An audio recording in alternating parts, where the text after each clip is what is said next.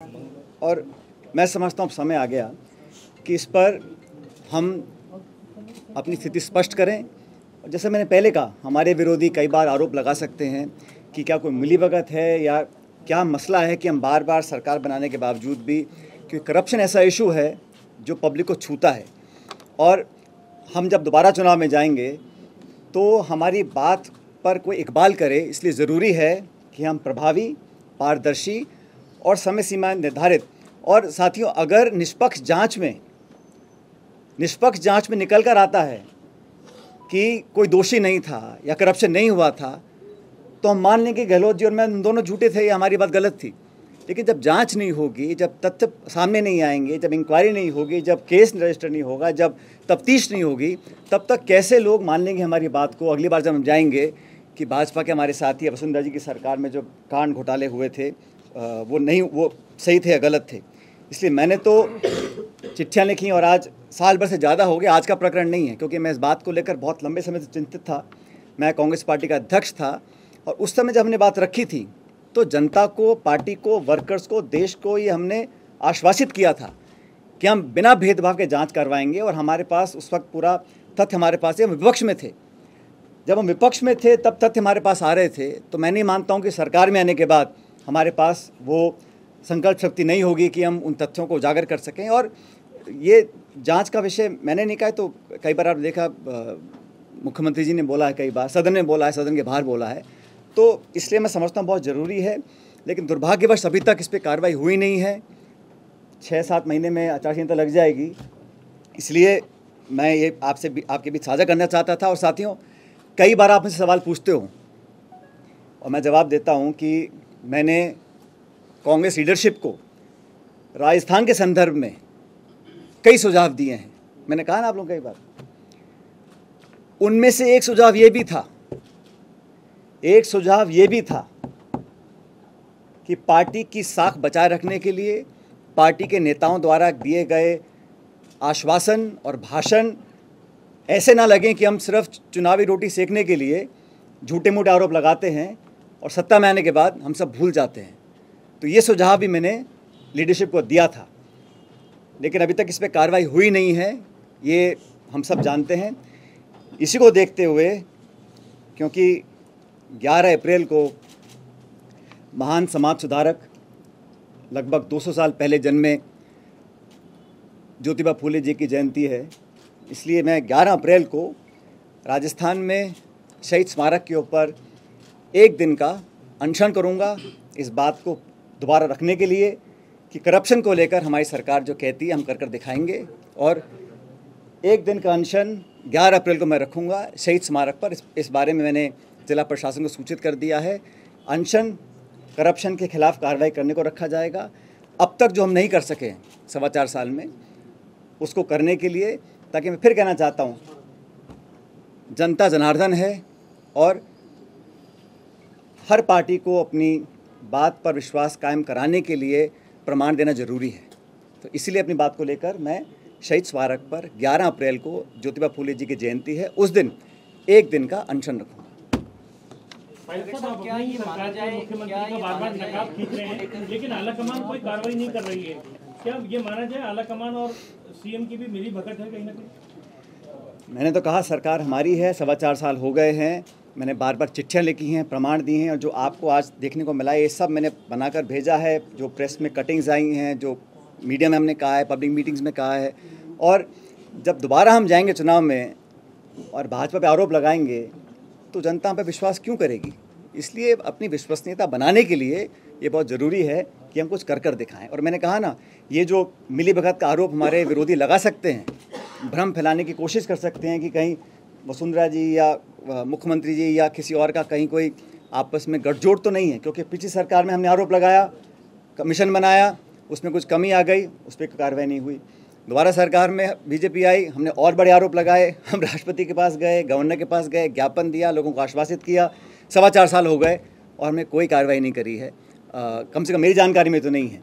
इसलिए मैं चाहता था कि पब्लिक में हम लोगों की बात जनता माने अगली बार भी, इसलिए कदम उठाना जरूरी है।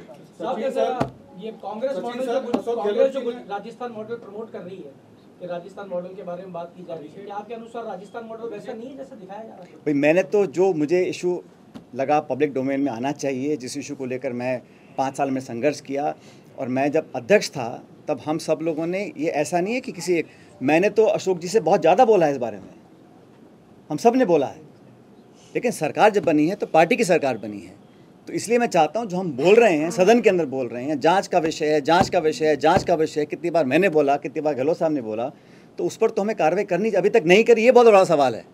और समय कितना बचा है? आपके सुझाव पार्टी क्यों नहीं मान रही, क्या लगता है? ये सुझाव पे कार्रवाई करने का काम सरकार का है, इसमें संगठन का कोई ज़्यादा लेने देना नहीं है, सरकार की जिम्मेदारी है।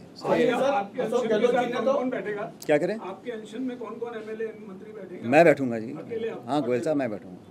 सचिन सर, अशोक गहलोत जी ने तो आपके ऊपर भी बहुत सारे आरोप लगाए, लेकिन आपने तो उन आरोपों को कोई जवाब ही नहीं दिया आज तक। भाई आरोप नहीं लगा रहा हूँ मैं, आपने मेरे ढंग से सुना नहीं।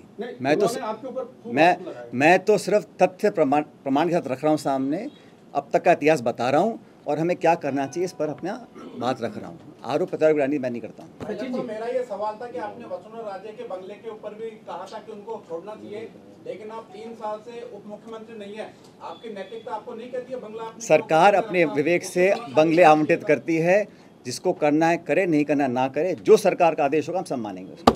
सचिन जी, आपको नहीं लगता आपने कई चिट्ठियां लिख दी, तो मंशा तो जाहिर है सरकार की कि वो आपकी चिट्ठियों को बहुत ज्यादा गंभीरता से नहीं ले रही, ऐसे में आपका अनशन, आपको लगता है कोई और रास्ता? भाई उम्मीद पे दुनिया कायम है, क्यों नहीं करेंगे, रह गया इसलिए आज मुझे करना पड़ा, नहीं तो मैं तो चिट्ठी, आपको पता है चिट्ठी लिखी है मैंने, आज 1 साल से ऊपर हो गया, आज मैं क्यों बोल रहा हूँ, ये नहीं कि मैं आज सो के जागा हूँ, मैं तो बहुत पहले से कहता आया हूँ, फिर चिट्ठा लिखता आया हूँ, आग्रह करता आया हूँ, अब जब नहीं हो रही कार्रवाई इसलिए मुझे अनशन करना पड़ रहा है। पायलट साहब ये माने कि अब आप आर पार की लड़ाई कर रहे हैं, ये आर पार की लड़ाई भ्रष्टाचार के खिलाफ है या सरकार के खिलाफ है? शशि जी, मैं तो एक इशू उठा रहा हूँ जो मेरे कार्यकाल में अध्यक्ष में था, हम सब लोगों ने उठाए थे और कई बार कहा था, उस पर कार्रवाई हो, ये मैं चाहता हूँ, इतना मेरा लिमिटेड ऑब्जेक्टिव है। जो पहले आपने मुद्दे उठाए, इससे पहले जो जिन लोगों पर कार्रवाई होनी थी, जिन्होंने अनुशासनहीनता की थी 25 सितंबर को, तो क्या अरे आज का इशू जो आपको बता दिया मैंने, वो तो दूसरा इशू है। आप जब अनशन पे बैठेंगे उसके बाद जो आपने 2 पत्र क्योंकि पहले भी लिख चुके, कार्रवाई नहीं हुई, अनशन पे बैठने के बाद सरकार कार्रवाई करेगी, अपनी बात जो पुरानी बात कही थी उसको अमल करेगी? मैं उम्मीद रखता हूँ। पायलट साहब 11 अप्रैल को आप अनशन की बात कर रहे हैं, काफ़ी लेट नहीं कर दिया आपने क्या? भाई मैंने कहा ना आपको, मैंने बहुत चिट्ठियाँ लिखी, मुझे उम्मीद थी कुछ कार्रवाई होगी, लेकिन अब जब लग रहा है कि समय बहुत ही कम रह गया तो मैं बैठूंगा, दर्शन करूंगा, लोगों के सामने बात रखेंगे, और मेरा इस पे किसी पे छीटाकशी करने का मकसद नहीं है, मैं तो सिर्फ सैद्धांतिक मुद्दों की बात रख रहा हूँ, और मैं चाहता हूँ इस पर हम नैतिकता अपनी बनाए रखें और इस पर कार्रवाई करें। सचिन जी, बड़ी शिद्दत से हनुमान बेनीवाल आपको याद कर रहे हैं। भाई ऐसा है, ऐसा है। यार बोल जवाब तो देना।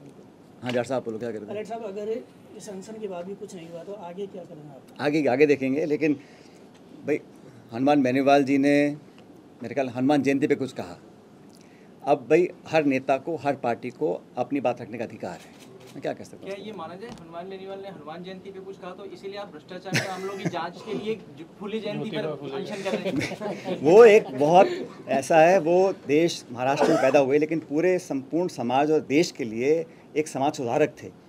उन्होंने मुद्दों को, समाज को बेहतर बनाने के लिए, उसमें करप्शन बहुत बड़ा इशू है, तो उनसे प्रेरणा लेके मैं करना चाह रहा था, इसलिए 11 तारीख को। पायलट साहब, अगर 11 अप्रैल को आप अनशन कर रहे हैं, अगर आपकी मांग नहीं मानी गई तो क्या इस इशू को आप जनता के बीच में ले जाएंगे?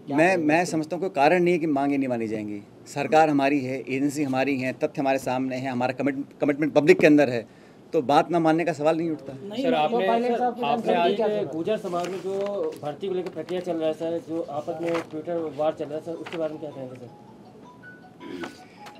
ये इशू पे मैं आपको याद किया था, इसके संदर्भ में कोई सवाल आप पूछ सकते हैं। आपने खूब सारे घोटालों का जिक्र किया, लेकिन संजीवनी घोटाले का जिक्र नहीं किया, लेकिन मुख्यमंत्री सबसे ज्यादा सीरियस उसी घोटाले उस पर तो कार्रवाई कर रहे हैं ना, अच्छी बात है। किसी भी करप्शन को उजागर अगर वो होता है, उस पर कार्रवाई हो, तफ्तीश हो, पुलिस केस बने, इंक्वायरी हो, FIR हो, उसमें अच्छी बात है, तो सच्चाई सामने आनी चाहिए, उस पर करें, बहुत अच्छा कर रहे हैं। लेकिन जिन पे नहीं कर रहे हैं उस पर भी करना चाहिए, मैं कहना चाहता हूँ। पायलट साहब, संजीवनी घोटाले में सरकार प्रोएक्टिव होकर काम कर रही है, SOG के माध्यम से पहले आरोपियों को बुलाया जा रहा, केस दर्ज कराया जा रहा, क्या आपको लगता है इस वाले मामले में भी सरकार प्रोएक्टिव होकर काम करे, अपनी तरफ से केस दर्ज करे? देवड़ा जी, ये तो मैं कह रहा हूँ कि सब पे कार्रवाई करनी चाहिए। करप्शन कोई भी करे, कितना बड़ा नेता हो, पद, विचारधारा, दल, पार्टी, ये साड़े नहीं आना चाहिए।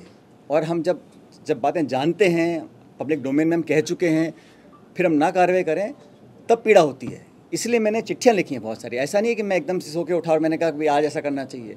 मैंने बहुत आग्रह किए हैं, चिट्ठियाँ लिखी हैं, प्रमाण दिए हैं, सब कहा है करने के लिए, नहीं हुआ किसी कारणवश। इसलिए आज मैंने फैसला लिया है कि मैं 11 अप्रैल को अनशन करूँगा। सब कुछ होता है आपका, 11 बजे से टाइम टेबल भाई एक दिन का अनशन कर रहा हूँ। मैंने सूचित कर दिया जिला प्रशासन को कि शहीद स्मारक पे 11 बजे बैठूंगा। सचिन जी, आप अकेले बैठेंगे, आपके साथ कोई और भी विधायक बैठेंगे? मैं तो अकेली बात कर रहा हूँ आप लोगों से। सर, आपके साथ इतना सब कुछ होता है, पिछले 4.5 सालों में बहुत कुछ हुआ है, आपका बीपी क्या नॉर्मल रहता है या? मेरा बिल्कुल नॉर्मल रहता है। हाँ, बैरिस्टर साहब, आपने एक बात कही कि आपने ना केवल चिट्ठियां लिखी है मुख्यमंत्री अशोक गहलोत को, पर जो प्लान आपने आला कमान के साथ डिस्कस किया था राजस्थान में कैसे सरकार वापस आए, उसमें भी आपने बात, मैंने एक तो खुलासा कर दिया, आपने बात कही थी। तो क्या आला कमान की भूमिका पर भी आप सवाल बात जी, मैंने आप मुझसे बार बार पूछते हैं, तो मैंने कहा कि कांग्रेस लीडरशिप को जो मैंने सुझाव दिए हैं प्रदेश के संदर्भ में, देखो अगर परिपाटी तोड़नी है तो कहीं ना कहीं ये भ्रम तोड़ना पड़ेगा कि यहाँ कहीं किसी की मिलीभगत भी है, क्योंकि 30 साल तक लगातार भाजपा कांग्रेस हो रहा है। और हम सब बोलते हैं कि सरकार लाना जरूरी है इस बार, तभी लोकसभा चुनाव में हम लोग चुनौती दे पाएंगे एनडीए को। और ये राज्य बहुत महत्वपूर्ण है हमारे लिए, छत्तीसगढ़, मध्य प्रदेश, राजस्थान। तो यहाँ पर इस स्टेट को लेकर जो सुझाव मैंने दिए थे उनमें से एक सुझाव ये भी है, ये कहना चाह रहा हूँ आपको।